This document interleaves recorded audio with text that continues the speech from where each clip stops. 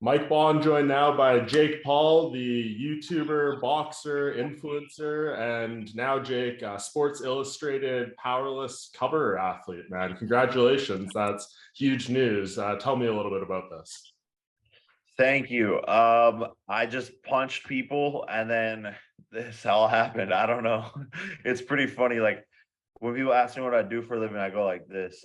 But it's just crazy how this is all played out, and it's pretty surreal to be on the cover of Sports Illustrated. Do you know where you rank in this power list of 50? I don't. Do you know? Like I don't know if they. No, I haven't seen it yet. I was curious. Where do you think you should be ranked? Any idea? Top 10, top Well, five? What would you say? my manager was like, "Well, who's on the cover of that specific or magazine?" So 50 most influential people in sports. I don't know. I don't even know if I should be in the list, but I guess yeah, I guess I am. So definitely crazy and surreal. But if you just think about all the people in sports and how influential they are, it's just an honor to be on the list, honestly. For sure. Were you like a Sports Illustrated fan when you were a kid? Did you have like the subscription or anything? I know a lot of people did that. Might have been a little past your days when it was like in its prime time stuff when everyone had it, but were you still a fan?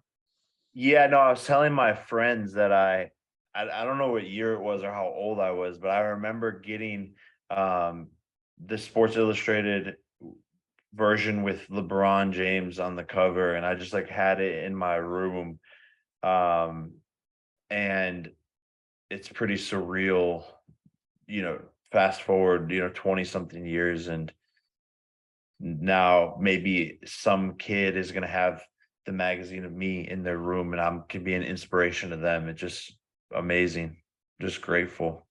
Yeah, that's really cool, man. Well, I know we only have a handful of bit of time here, so I want to try to get to as much as we can. How and why did this fight with Nate Diaz get changed to 10 rounds? Nate's team wanted it. They thought that his cardio is superior to mine and that it'd be an advantage to them to do a longer fight. They hit us up with the idea. I said instantly, I was like, sure, let's do it. And to me, it just makes the fight more exciting. I've never backed down from any challenge, any opponent, any fight, any request. So here we are, and it does make the fight more interesting because of his cardio, and everyone knows he can take a lot of damage and keep coming forward. So even if I am winning in the earlier rounds, there could be an advantage to his in the later rounds. How do you think it's impacted your training camp? Because we know, people with your experience level, they don't typically do 10-round fights. So we commend you for doing that. But what did it do to your camp when that change was made? Yeah, we just increased the rounds on pretty much everything, increased the miles, increased the intensity of everything to be able to get my body accustomed to 10 rounds, because really even 8 rounds is like insanely hard for me to do. And that was stepping outside of my comfort zone. But sort of got used to that. And now this is another step up. And you typically don't see fighters in their eighth fight going 10 rounds, especially ones who've been doing it for 3 years. So just setting a new precedent for this sport and giving the fans more entertaining fights. And I love doing that. How have you felt about the build so far? I know when we talked to you in Dallas at the press conference, you were a little surprised by how cordial Nate was. And you guys have obviously been locked up doing your training for these past few weeks and stuff. Are you expecting this to turn at all, like on fight week or anything? And maybe the hostility that some people were expecting within this fight to come out a little more? Yeah, that's what I wanted. That's why I signed up for this, is to give the people a show and to squash this beef. He talked a lot more shit to me before we signed up to fight. So he's kind of being a bitch in that sense. And I expected more out of him, and I expected him to carry that gangster attitude and to, not take my insults and all this stuff. But pretty much he's rolled over like a bitch and has been quite boring, which pisses me off. but I'm used to carrying these promotions, and I guess that's no different with this one. Do you think that maybe shows a lack of confidence on his side? Because it is like kind of an old school fight promotion tactic, right? You build up your opponent. So if, things don't go your way, it doesn't look as bad on you, right? And he's been saying great things about you for the most part. Do you think that's maybe because he has some uncertainty about how this fight's going to go?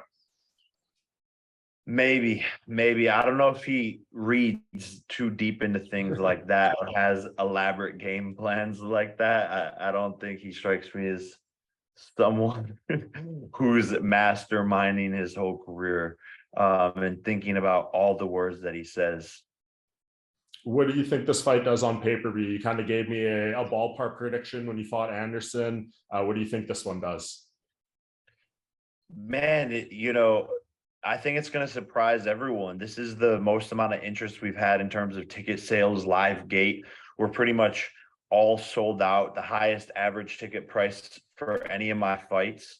The first time my opponent had, this much traction on social media in terms of the posts he's making about it. So I think it can exceed expectations. I would be happy with 400,000 or 500,000, but I'm also coming off of selling 830,000 with Tommy, so it could be even bigger. Nate Diaz is a bigger star than Tommy Fury. He has more experience in this game, has sold millions of pay-per-views throughout his career, so it could shock us all. And speaking of Tommy, I think I saw you tweet out recently, you'll have the contract for the rematch in October. Well, we just got an announcement yesterday for Francis Ngannou versus Tyson Fury in October. Is the plan to be on that same fight card if that rematch happens? We'll see. We'll see. There's a lot of talks and a lot of things going on behind the scenes in terms of opponents and potential dates and talks, but I'm just focused on August 5th and beating Nate, and we'll see what happens after that. What do you think of the Francis Ngannou Tyson Fury fight? You were one of the people who were vocal in support of Francis and his decision to leave the UFC. So many people said he fumbled the bag, all this stuff, and lo and behold, here we are. He got the fight he said he was going to get. Yeah, exactly. No, I'm happy for him, and I think he's creating history by showing other UFC fighters that they can make so much more money by being in control of their own destiny, which is also what Nate Diaz is doing. This should be Nate Diaz's biggest payday. That's for certain going to be Francis's biggest payday.